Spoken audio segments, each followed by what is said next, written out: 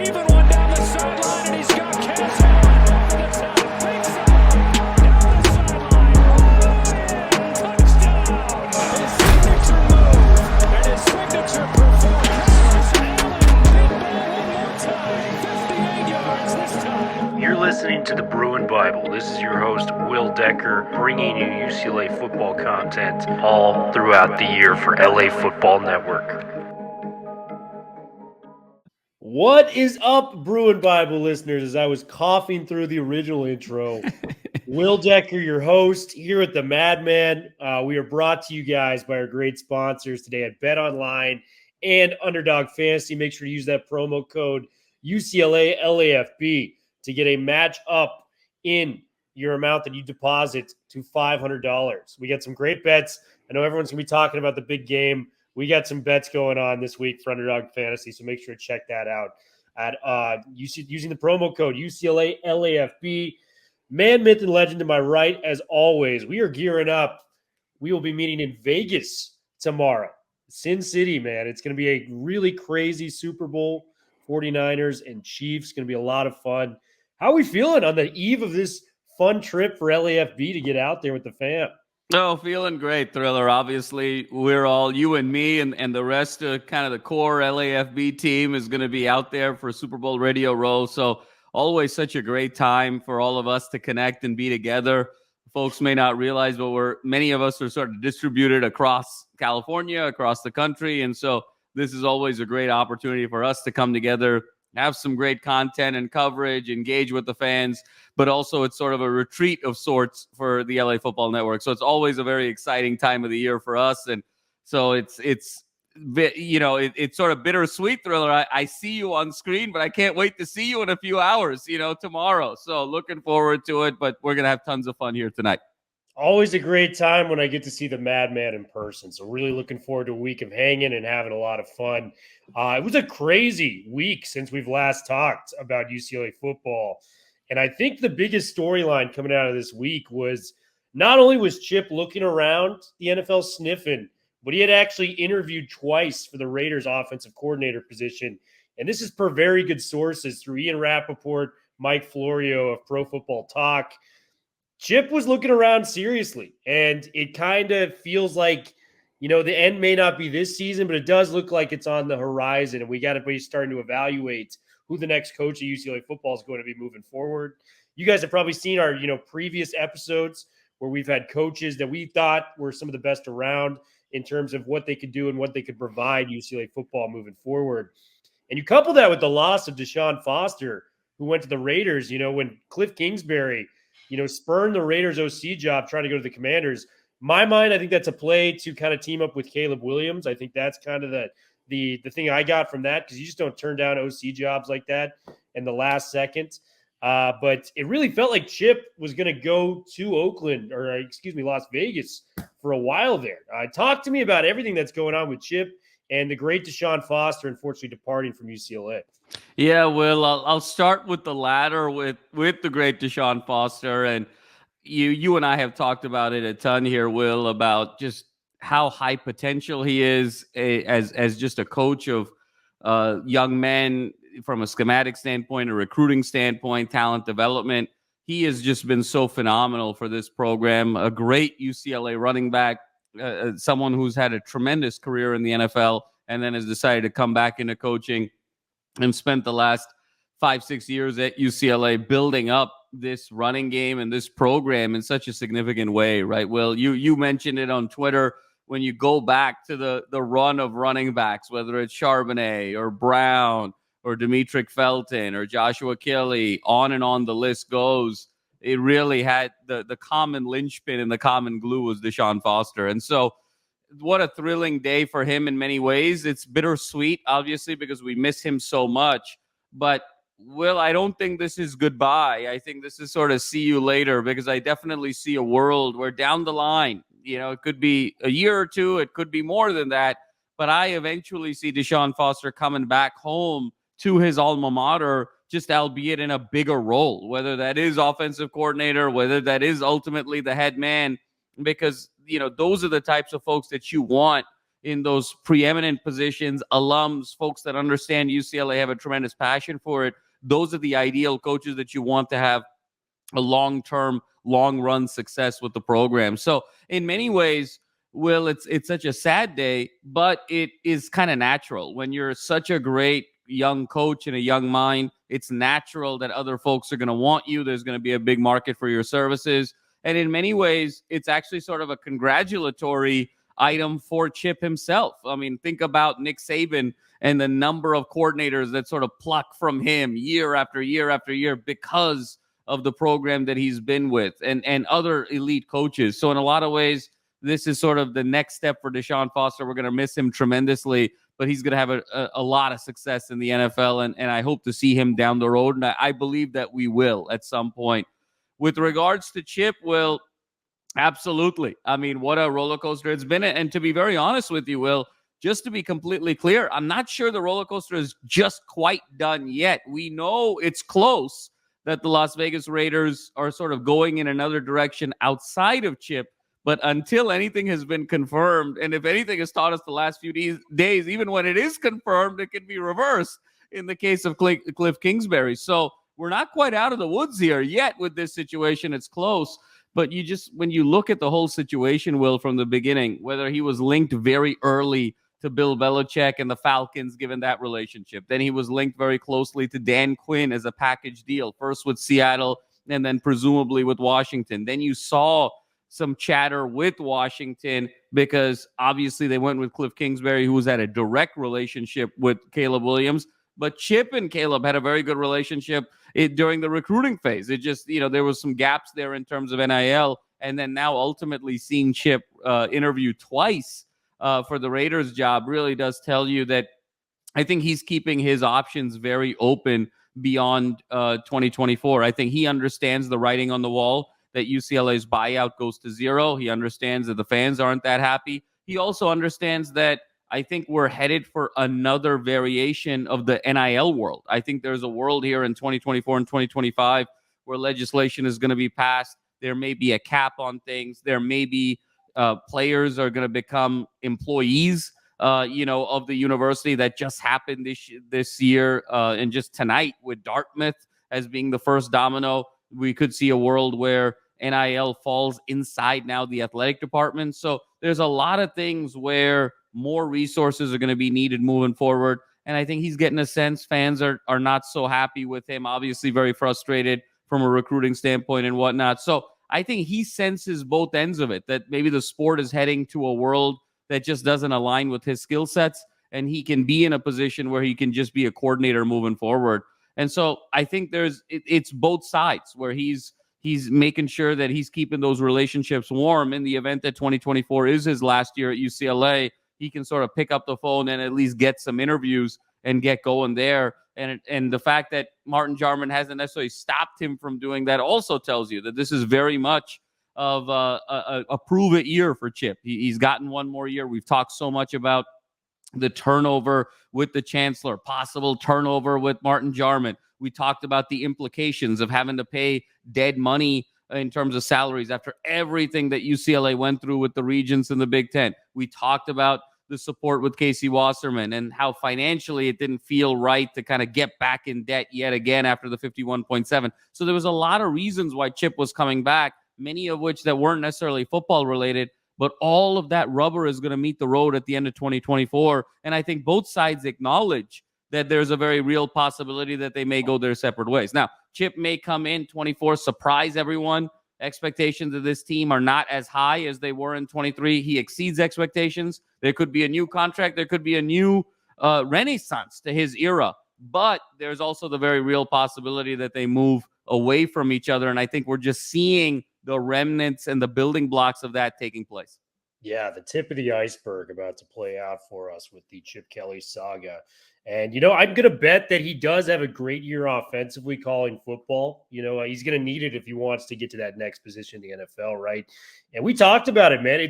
College football now with the NIL and the transfer portal, it is 365 days a year. There's already more of a grind with the recruiting trail, but you couple that in with the transfer portal and NIL on top of everything. That's why we've got a new GM of recruiting in with Darren Ursher and things like that. So you got a lot of different elements now in college football that was not there when Chip was in his reign at Oregon, or even when he started his tenure at UCLA. So just a lot of different moving parts. I think it's going to be really interesting to watch how this plays out, 12 months from now, to see where we are a year from now with the next head coach at UCLA. I think he actually ultimately does leave, but it'll be interested to see who they bring in next. What are the opportunities at hand where we can maybe bring in a coach? Because, we've talked as a fan base. There was a real opportunity to go get Jonathan Smith and, Jed Fish this offseason. DeBoer, I was actually pretty content with Chip, coming into this year.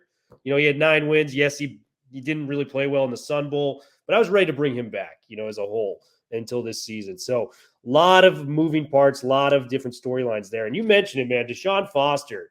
I mean, pound for pound, this guy was the greatest running backs coach within college football, in my opinion. Yes. And I'll tell you why, man. Like Joshua Kelly, a guy that he got drafted, was a 2-star recruit. Demetric Felton, very low 3-star recruit, got him as a wide receiver, made him a running back. That's pure teaching at that point to get him to the NFL. Charbonnet was a high 4-star, but he had to get his confidence back. He fell out of complete favor at Michigan. Then Britton Brown, another low 3-star recruit. He's turned all these guys into NFL running backs, and he's got his next project, TJ Harden, in the works right now at UCLA. You will not find a better running backs coach than this guy. And, I'm so excited. We're going to have Carson Steele on at some point. It was supposedly going to be tonight, but I'm very interested in talking to him about what it's like to be coached up by that pedigree of a coach in Deshaun Foster in the running backs room. So big loss for UCLA, but also a huge congratulations to Coach Foster. Nothing but love for him. It was honestly, we probably got him a year or two longer than we probably should have, if we're being honest with ourselves. So. No, Will, I think you're absolutely right. His love for UCLA was so strong that I know of folks in the program that said he's more of a lower key guy. He's more of an introvert. He likes just kind of being with his players and kind of his trusted inner circle. And you're absolutely right. I think it was the love for his alma mater and love for his home in UCLA where we got him for a few extra years than normal. And we should just be very grateful for it. Right? As Dr. Seuss said, right? Don't be sad that it's over. Be happy that it happened. And I think that's how we feel about Deshaun Foster. And again, I want to double down that I think the road is not ended here. I think we're going to see Deshaun Foster down the road back in Westwood, I think in a much larger capacity. Yeah, let's hope so, man. The door will always be open for our boy Deshaun. And weirdly enough, when you have these head coaching, rumors and everything going on, it's usually a terrible time for recruiting. But UCLA landed one of their biggest commitments in the last few years with 4-star linebacker Weston Port. This guy's a beast, madman. 6'2", 225 pounds for the 2025 class. So he's a junior right now. He's going to be a senior next year. This guy had offers from the who's who in college football, man. Your Michigans, your Ohio States, your USCs, your Oklahomas. I mean, this is very, very telling commitment. I was very excited that we got a guy like Weston Port. I'm a little, worried about what will happen with the eventual coaching change if Chip does leave. But talk to me about the positivity of this coming in, knowing that we just switched up our entire recruiting strategy with the likes of a Darren Usher doing everything out there for us. Well, Will, I mean, it just goes to show you that the Usher hire is already paying massive dividends, number one. And number two, when you have Ken Norton Jr., you're always going to have a chance, right, in terms of that particular position group. And it just goes to show you, Will, that there's just so much here in terms of potential with this program. We've talked about it. It's been a sleeping giant for 25 years. And every time this program is able to get a decorated recruit at any position group, the question naturally goes, well, why can't we just sort of repeat this on a more consistent basis? Very excited about this, to be able to beat out the USCs, to be able to beat out the Ohio States and the Michigans. Will, I think this is going to be absolutely significant. And let's be honest, I think there's been a lot of criticism in this offseason about UCLA's recruiting class, ranked 68. That's been the lowest in recent memory. And while there's certainly room for improvement there, no question about it, I think there's one more window here in the transfer portal. You've now got a director of recruiting. Now you're augmenting all of this with transfer portal gets, like we talked about, and you're having a pretty high retention rate on both sides of the ball in terms of the roster. So sometimes we have to sort of take context into account. Look, is 68 a great number? But it's not 68 when you're talking about the transfer portal as well, right? And that's been an area where UCLA has always been kind of top 10, top 15 over the last couple of years. So now when you can sort of supplement that with such a decorated recruit on the high school side, I think it's just going to continue to evolve that momentum moving forward. Usher has been such a huge hire, and I have to commend Martin Jarman for understanding the blind spots of this program, going in there and making that hire. Chip for the willingness to say, hey, yeah, this is a weakness for me. Let's have someone come in and let's give that person more autonomy and control over the program and be a supplement to the things that I'm good at. So it may not look like it from the outside of these sort of wide sweeping transformational changes, but there's been enough incremental steps here, Will, over the last couple of months that I think even you and I have a very different projection of this team than we did even 45 or 50 days ago in terms of what this roster is coming back. So it's just sort of brick by brick. It's starting to come together here moving forward. And I think we have a lot to be excited about. Yeah, a lot to be excited about, man. And, I agree with the transfer portal method. And we've got a lot of great players from there. But you got to hit every single year. And last year, the offensive line, that was a tough one. But, am I going to be the guy that says, hey, the transfer portal ain't all that when you get Charbonnets and Latus and Mwasaus and guys like that? Of course not. I love the transfer portal. So a lot of talent coming back, man. The offense should be right with that O-line coming back. We got our linebacker, the future, coming in a year from now. So a lot to look forward to with UCLA on that. A lot of coaching promotions today. I don't know if you saw this. Yes. Jerry Neuheisel, our guy, becoming the passing game coordinator. He's attaching that to his current position of being the wide receiver coach. You got Tim Drevno being the run game coordinator now. And then you got Cody Whitfield, who did a fantastic job with the secondary last year. He's now the special teams coordinator. Which one of these promotions intrigues you the most as somebody that covers UCLA football? Well, I think there's one that doesn't surprise me at all. And then there's one that surprises me a lot. And the one that doesn't surprise me at all is Neuheisel going to passing game coordinator. I think there's a natural progression there when you talk about being the wide receivers coach and being able to sort of expand your scope. And I think this is another testament here. And I'm not trying to be overly pro-Chip in any way. I think you and I have been very fair over the last few weeks and months.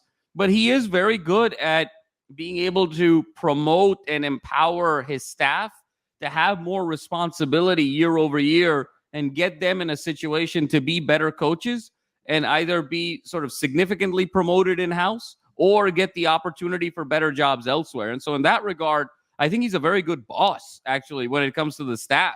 I mean, think about the DC position. Think about Deshaun Foster getting an opportunity with the Raiders. Think about now these young men getting more on their plate to show their resume in a more significant way to either have expanded roles at UCLA or outside. So I think it's important that we recognize the positives too. The positives aren't always very popular when it comes to Chip, but you have to sort of recognize them when they do come.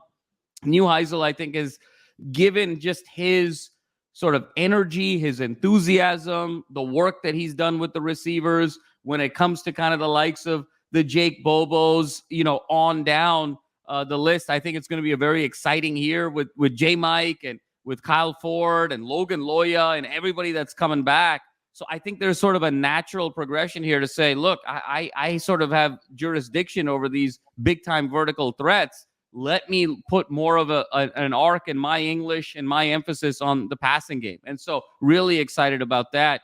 The one that surprises me a little bit, Will, is Drevno. And, him sort of augmenting the offensive line with the running back coordinator and the running game coordinator, I should say. That one's a little bit surprising. Now, at face value, again, it's a pretty natural fit in terms of Chip's system. It's all about zone read and the zone read scheme. So there's a natural synergy and tie between offensive line and running back. So at sort of a schematic level, it makes sense that becomes something that Drevno do as sort of an evolution for himself. But, and you and I kind of talked about this offline, Will, 2022 was a phenomenal year for Drevno in terms of the evolution of the offensive line. If you did this at the end of the 22 season, I don't think anybody would really bat an eye.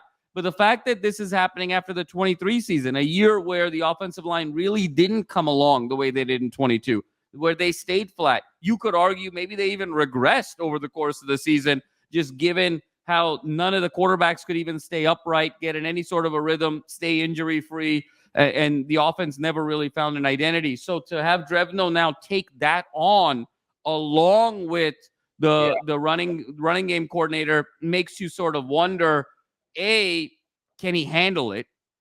B, if he can't handle it, was this the right thing to do? Or C, is this still very much Chip controlling the offense and giving these guys just a little pieces, some morsels, and giving them kind of a title, but really sort of controlling more of the offense? So those are the thoughts that kind of come to mind, Will, when I see this. Yeah, I think with Neuheisel to start, it's just such a natural progression right now because we see him as being a future coach. Darren Chiavarini, who's actually now a head coach on his own in Oklahoma, one of the D2 universities out there, he told me the first time we talked, he's like, that guy's going to be a head coach. Like, it's happening. He's got everything you would want in a young coach, the energy, the optimism, and how he teaches his players how to interact and learn the playbook. So you got that going for you already. And then you just add more elements so you can be an offensive coordinator next. And then the next progression after that is the head coach. So it's exciting. I think you've shared your dream of Jerry Neuheisel eventually taking over the reins at some point for UCLA, which I'm all for. I want to see this guy coaching it up. Hopefully with Deshaun Foster as his OC coming back in, that'd be a very, very awesome situation. So Jerry Neuheisel, very, very excited with what's going on there. With Drevno, it's almost like we have too much of a leak going on at one position where I don't want him to be focused on anything else. I want him to just focus on the offensive line. That is persona non grata. I mean, the holes in that line last year prevented this offense from doing anything right. Likely got Garbers injured a couple of times back there, as well as Dante Moore. I mean, we didn't get a lot of transfers in the transfer portal to come in and really help that out. So you're dealing with the same group. So it's on you to get this group right this year. You know, you got it with Mafi, you had it with Gaines. Those are guys that are in the NFL, and I get it, and you did a good job with them. Last year was a free fall from it. So, like, figure that out and then maybe take on more elements. But that, I mean, even for this next season, I can't even say the UCLA offense is going to be as dynamic as I think it is because I haven't seen the line yet. We knew this in spring, and they didn't even improve. Like, figure it out, man. So, from somebody from this standpoint, you got to address the line. You got to fix that first before going down your checklist of what needs to be taken up. And, I mean, worst case scenario, just have Chip be the run game coordinator. He basically has been, for the entirety of his career. So, I mean, do you think that's fair if Chip just held on to the run game coordinator position? I think so, Will. I can't imagine, just given everything that we've talked about, that Chip isn't really going to control this running game and really control this offense with Jerry Neuheisel's input in the passing game. I think this almost feels like, hey, I've promoted some other younger guys. I'm going to sort of promote you two in terms of title, just to sort of elevate the culture of the staff in a certain way. I'm reminded a lot about my dad's statement when it comes to sort of Fortune 20 companies. And the line goes screw up and move up. And I can't help but feel Drevno is falling under that category given the type of 2023 yet. I mean, it was, you and I are kind of sugarcoating it because we're nice about that. But this was not a very good year for Drevno in terms of the offensive line. It was kind of a disaster. They regressed. There was no development. There was no improvement. There was no identity.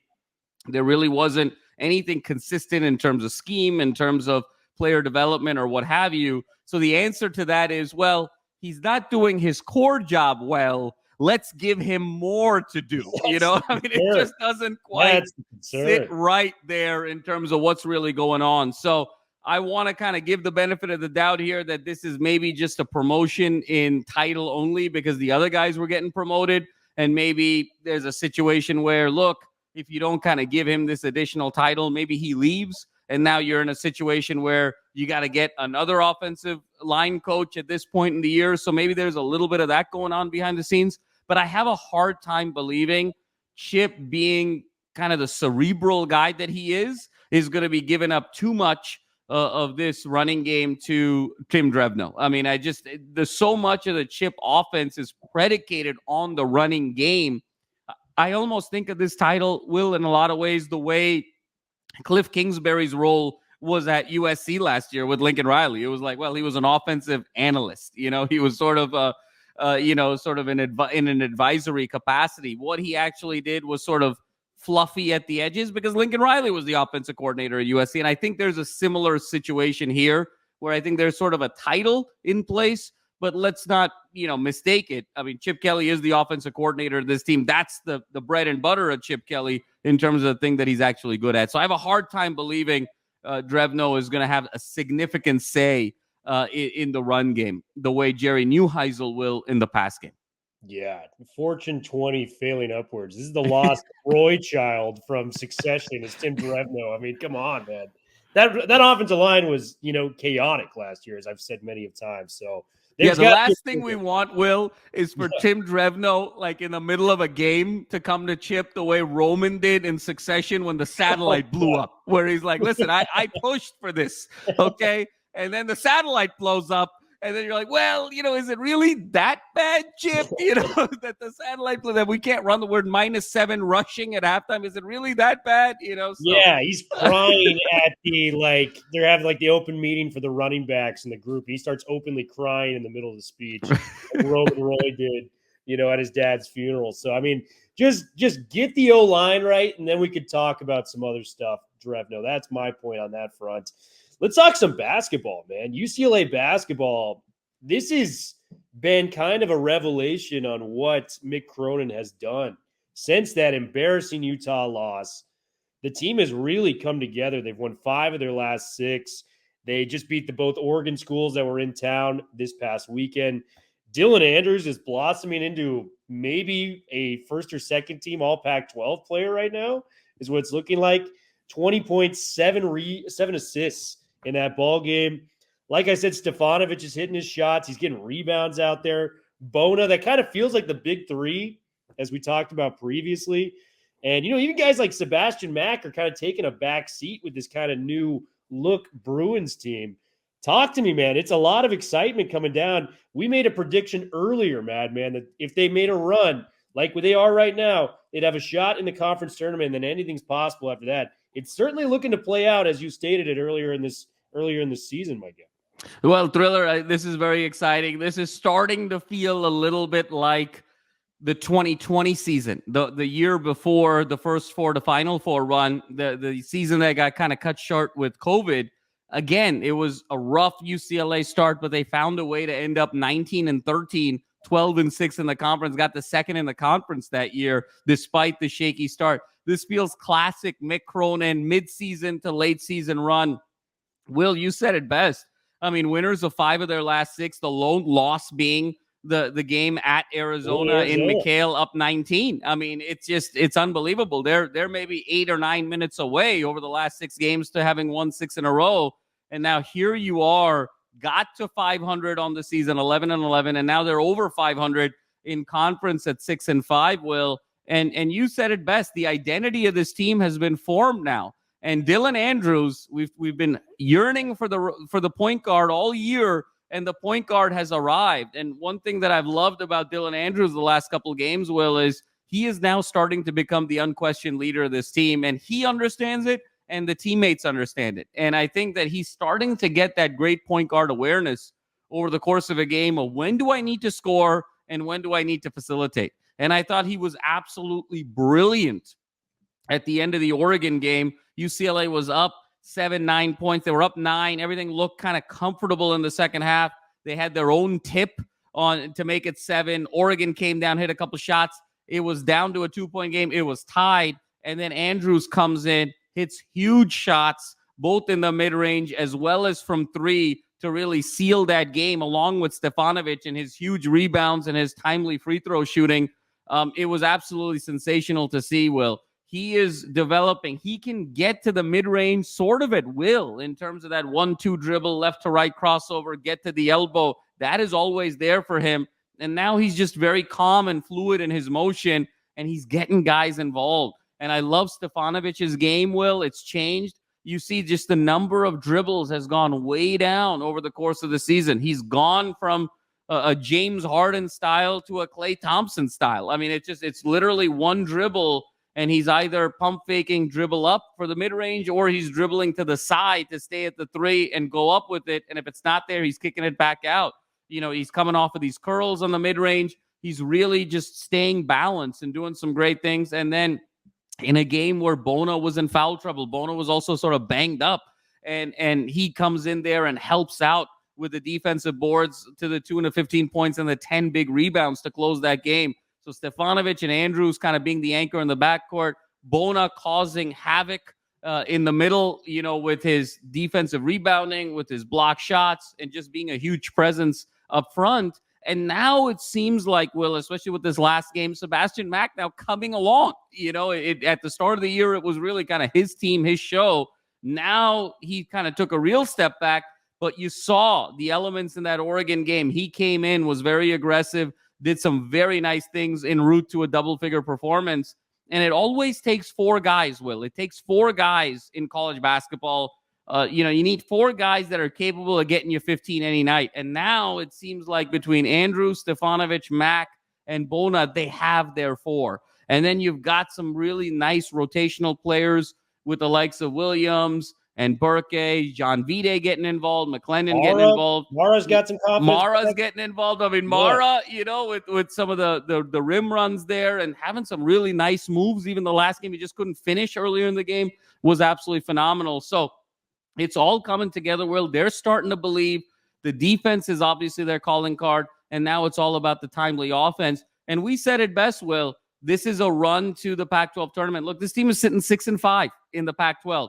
The number 1 team in the Pac-12, Arizona, has 3 losses. Okay, so they're 2 back in the loss column. There's 2 teams with 4 losses, Oregon and Washington State, and then everybody else has 5 losses or more. So you're in a situation, you're right in the thick of it.